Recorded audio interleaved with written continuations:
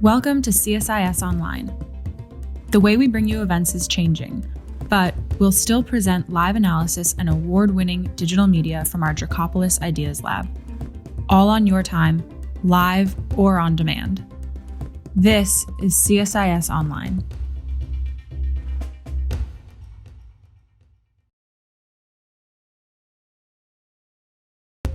Welcome to CSIS Online.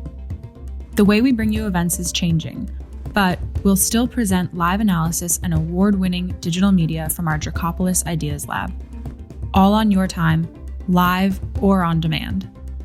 This is CSIS Online.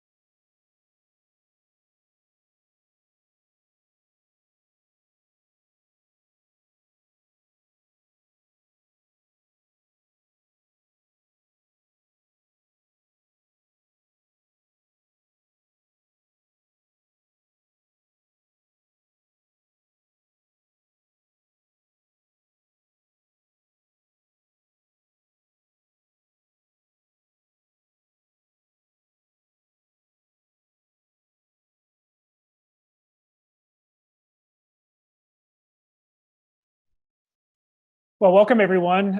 Glad you could join us today. My name is Jude Blanchette, and I'm the Freeman Chair in China Studies here at CSIS. For today's event, I'm really delighted to have Minxin Pei join me. Minxin is the Tom and Margot Pritzker 72 Professor of Government at Claremont McKenna College. Minxin is an absolutely prolific author who has written several really important and path-breaking books looking at the Communist Party of China, its capabilities for reform, and what some of the blockades to reform would be within China. He also serves as the editor of the esteemed China Leadership Monitor. And for the next 20 some odd minutes, we're going to be discussing the political implications of the COVID-19 crisis, and specifically how it impacted Communist Party of China General Secretary Xi Jinping and what this means for the ruling position of the Communist Party of China Just as a note, throughout the discussion, I'm going to be referencing a recent article Minxin wrote for Foreign Affairs that you can find online quite easily. It's called China's Coming Upheaval, Competition, the Coronavirus, and the Weakness of Xi Jinping. Minxin, it's great to have you here today. Thank you, Jude. It's a pleasure to be with you. So in the interest of time, and again, we're going to try and pack a lot in the next 28 minutes, I wanted to dive right into your piece, actually. And I wonder if I could just get you in a minute or two for those folks who haven't had a chance to read it. Can you give us the 35,000 foot about what the main argument was that you were trying to put forward was? Well, the main argument is that China now finds itself in the most adverse external environment it has faced since the death of Mao in 1976. In the last 40 plus years, China's economic development, domestic stability, the good fortune of the Chinese Communist Party has been to a significant extent connected with a very favorable international environment, especially good relations with the US. Now that is gone. That is really going to change the trajectory of China's future. In addition, in the last 7 years under Xi Jinping's rule, China has seen a fundamental shift in its domestic political trajectory. Instead of collective leadership, we're now back to strongman rule. And on the economic front, the Chinese economy has been losing steam for about almost a decade now. And the party does not seem to have an effective long-term response to this. So in other words, many of the trends are quite sort of negative for China. And it is a real test of Xi Jinping's leadership. But based on what we know about one-man rule or strongman rule, there are a lot of pitfalls in the over-centralization of power. And if you look at these structural problems with one-man rule, it is quite unlikely that China will have effective policy response both to an adverse external environment, deteriorating economic fundamentals, and domestic social political change. I want to sort of step back for a moment and ask what I imagine many folks who are watching this are thinking, which is 1976, death of Mao, 1989, June 4th, 1997, Asian financial crisis, 2001, EP3 spy plane incident, 2008, financial crisis. At a lot of these junctures, there have been folks on the side or analysts and political scientists looking at China who have predicted that it's different this time and that the party is on the ropes, that there's fundamental rigidities within the system. And if it's the case of the global financial crisis, that there's now an exogenous shock that will likely threaten the stability of the party. And yet, here we are, we're now coming up on the 100th anniversary of the Communist Party of China. It would seem as if the party has a level of resiliency that we have underestimated. So I just wanted to get your take about what do you feel like is different now fundamentally that we now retrospectively realize wasn't the case in 1989 or 1991 or 97 or 2008? Yeah, I think there are really several qualitative changes this time. If you just look at the economy, because the party has successfully ride out the last few crises, mainly because the fundamentals of the Chinese economy were very strong. Today, these fundamentals are much weaker. If you look at China's external trade, its penetration of global market has really topped at about 13-14%, and its demographic profile looks much worse today than, say, 10 years ago, the global financial crisis, 12 years ago, the global financial crisis.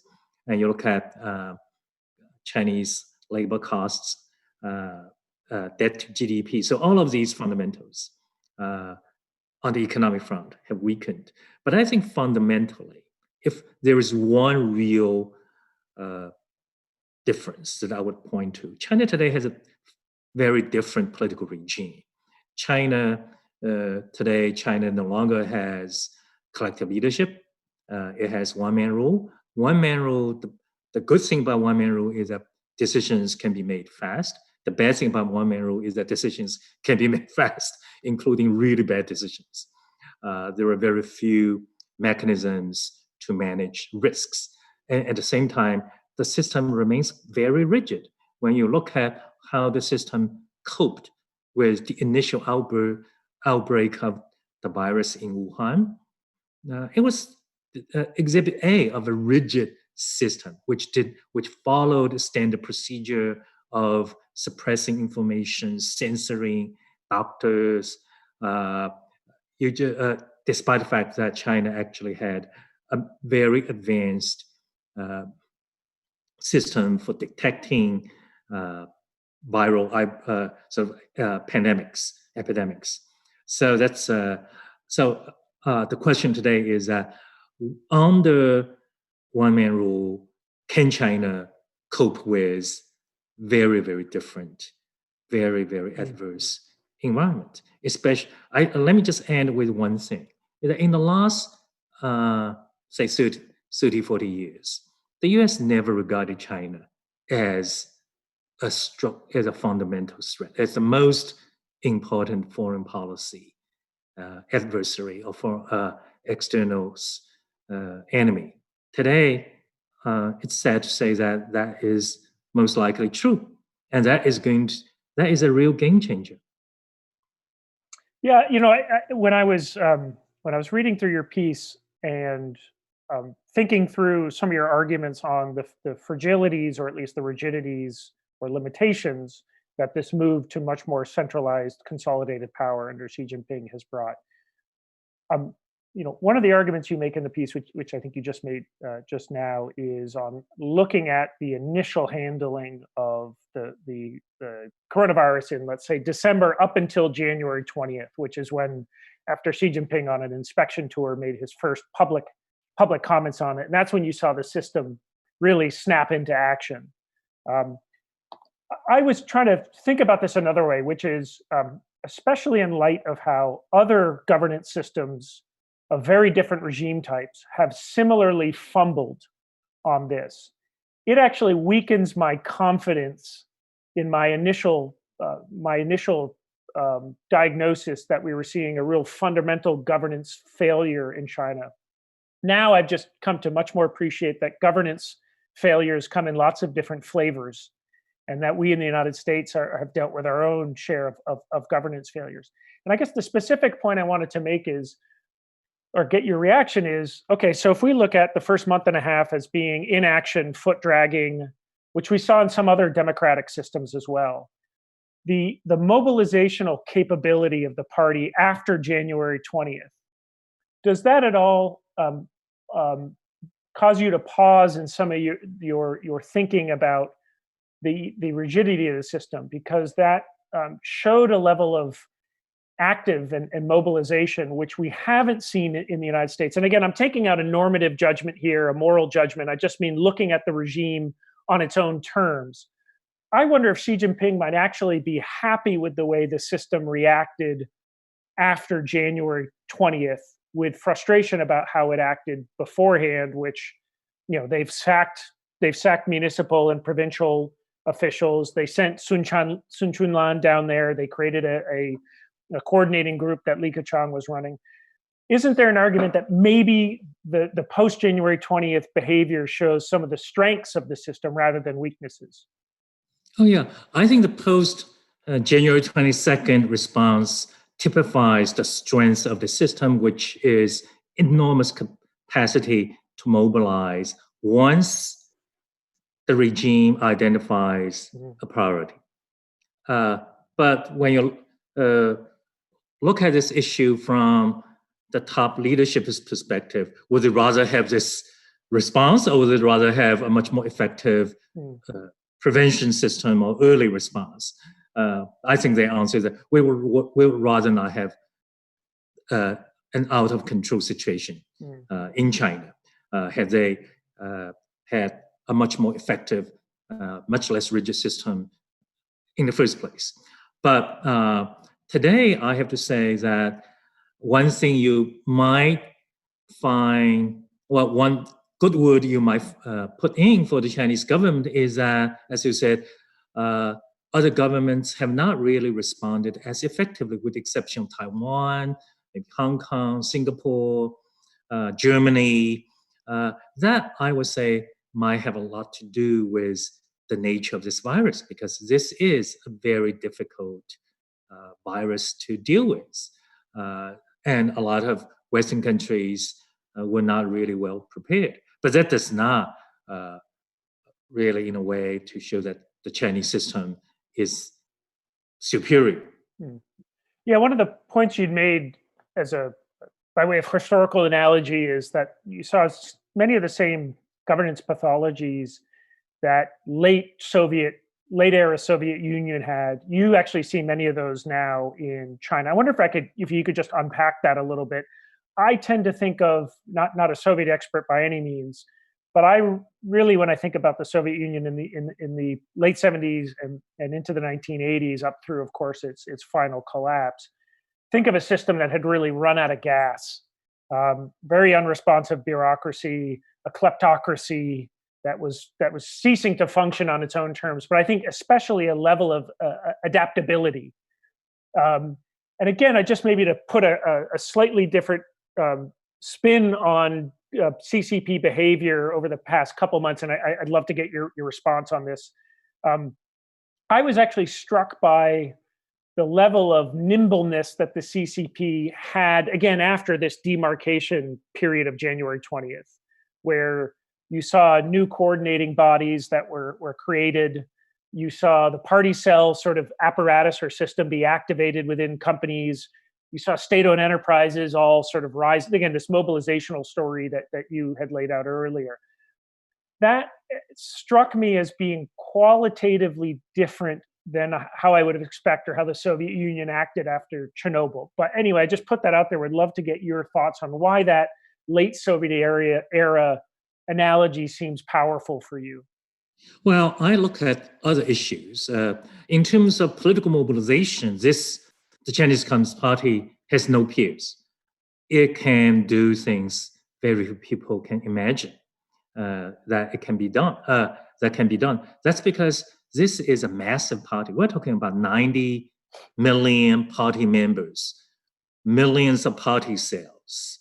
So if you just look at how wide the coverage of this organization is inside China, you should not be really surprised that it can pull off, in this case, really, a quite effective public health response.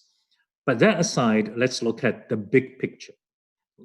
Just in the last few months, this narrative China tries to put out on the international stage, you have to say there are real questions about the wisdom of trying to counter criticisms about China, try to use the supply of medical gear, materials to burnish China's image, and then to use its diplomats to engage in, frankly, very undiplomatic rhetoric.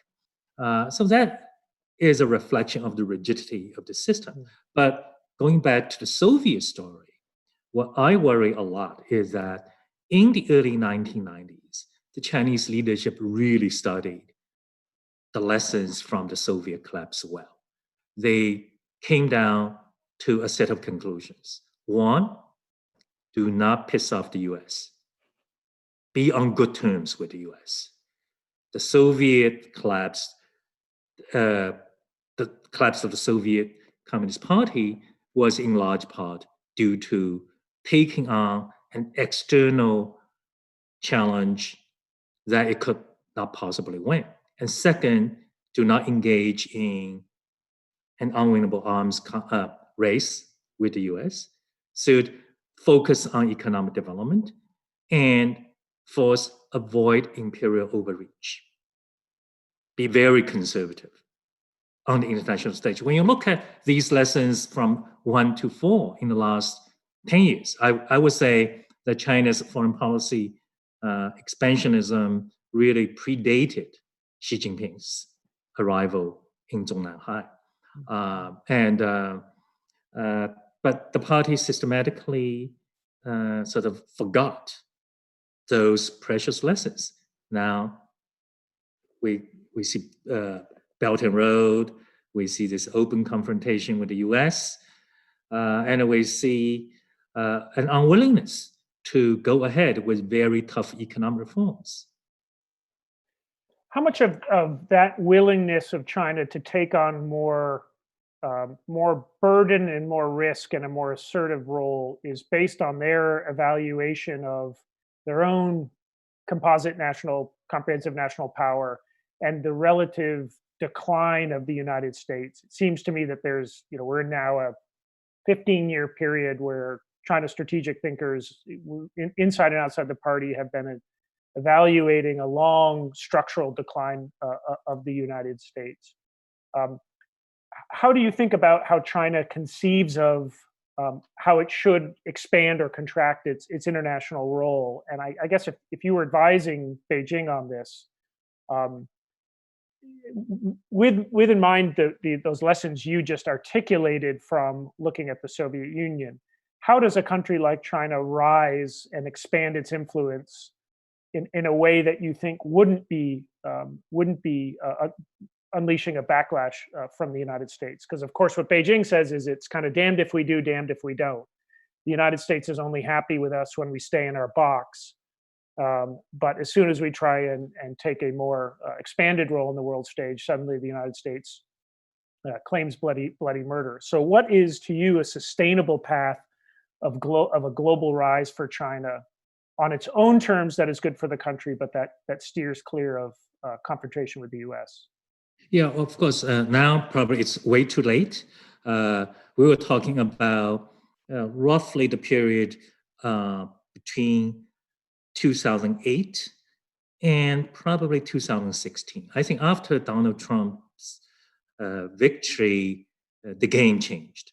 So there was this window under the Obama administration during which China could have modulated its behavior, pursued a policy that would be in China's interest without needlessly antagonizing the US. In principle, I would say that it's following the norms and the rules of the international system would be one thing. That is on the trade front, because the US has been engaging China since Hank Paulson was the Treasury Secretary, and that's like more than 10 years. And you really need to listen to the views of your friends. If you find their views unacceptable, then try the views of your enemies, as they are now finding out. And also territorial disputes, there were rules that are quite clear. You just don't go into the South China Sea and build those islands and say, well, now I have control. I think one real problem with China is domestic. That is, all of these very major policy shifts were not seriously debated within the Chinese system, in the Chinese media, involving people who would express very different views. So as a result, very bad decisions were made. Yes, I'm transitioning back to the domestic. I wanted to return to this original question on Xi Jinping's position and power, and how long he can continue in this direction before there begins to be sort of fundamental pushback. In the near term, Jessica Chen Weiss, who's at Cornell University, had a piece in the Washington Post Monkey Cage blog last week. Well, one of the points she argued is because the West and the United States has, again, fumbled or botched its own response, that this has actually taken some of the political pressure off Xi Jinping. And so maybe the story in terms of building pressure against Xi in, let's say, January or early February has now subsided. And in fact, maybe the more direct confrontational approach from the United States is solidifying support under Xi Jinping from individuals who would ordinarily be quite frustrated by the direction that China is going. I wonder if you could give some thoughts on Jessica's argument here that the West's failure, its governance failure here, has helped relieve some of the pressure. And then the second one of, does a more confrontational or direct approach by the United States give Xi Jinping a political way out that he wouldn't ordinarily have had? Yeah, I actually agree with these two assessments, except we don't know. There are other forces countering the effects of these two developments.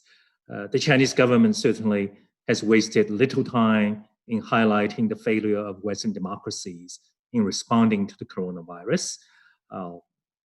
All you need to do is to look at sort of Chinese social media, Chinese official media, and secondarily, on Chinese social media and in the private conversations, the West's criticism of China, especially the issue of reparation, China's financial responsibility, has been really exaggerated, given a lot of play. So that is rallying the Chinese, ordinary Chinese people around the Communist Party. So these two effects, I would say, are real, but are likely to be temporary. Because when you look at 3 years, 5 years, or 7 years out, what are you going to see if the current trend continues? That is, one serious problem is about the Chinese economy. Can the Chinese economy recover after this shock, especially after the expected restructuring of the global supply chain and, God forbid, another escalation in US-China conflict? So these are very serious issues, and they will have real impact on the livelihoods of ordinary Chinese people. And by that time, they will forget about how the West fumbled. They will, the only thing that might sustain them would be a sense of nationalism. But they have to counter, you have to balance the impact of nationalism with the impact of a stagnant economy on their livelihoods. Staying on this question of mounting frustration, whether that's now or, as you say, looking forward to a future of more prolonged economic decline. Every summer for the past, 5 years, there's been a rise in rumors around the Beidaihe conclave about Xi Jinping is now really threatened. You've got rumors of possibly some of the elders, Jiang Zemin, who's 248 years old, helping to orchestrate some sort of pushback against Xi Jinping, or even, last year there was talk about were they going to remove him from office. I've always felt like there's a pretty big gap between rising frustration and the ability to actually mount a leadership challenge. And in your piece, you make the same point. So I wonder if you can just help us think through, how should we think about how opposition could be mounted in China? Even if we say a coup is a logistical headache, does that mean therefore that Xi Jinping can do whatever he wants for as long as he wants, and that there's no possibility of organized opposition? Maybe you could just take this sort of issue of how should we as external observers make sense of an open letter from Ren Zhiqiang and rumors of Jiang Zemin organizing a coup. Do you have a framework to make sense of that? Yeah, well, my framework is the Lamar period, which is not very encouraging. That is, this kind of system, we're talking about rigidity. The real rigidity is that once the majority of the members of the ruling elites feel that the country or the party is going down the wrong path, they have absolutely no realistic hope of changing the direction. So that is really the fundamental rigidity of the system. I hear these rumors all the time, just like you. Each time I just dismiss them. It's very hard to stage leadership change through some sort of unusual, shall we say, abnormal means.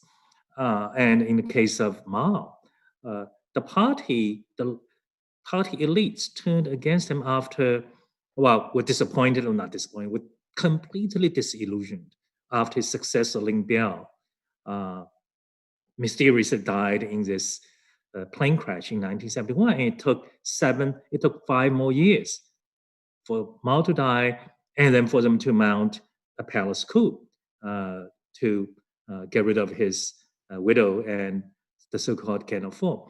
In this, it's really hard to sort of replace Xi under any scenario. But this does not mean that he does not feel threatened. When you look at one really good barometer of measuring the sense of security of the top leadership, especially President Xi, is to look at announcements of arrest of senior officials. So it might be a coincidence, but it might not be. In the last week, you saw the arrest of a vice minister of public security, a deputy governor in Fujian province. Can this be just pure coincidence? I don't know.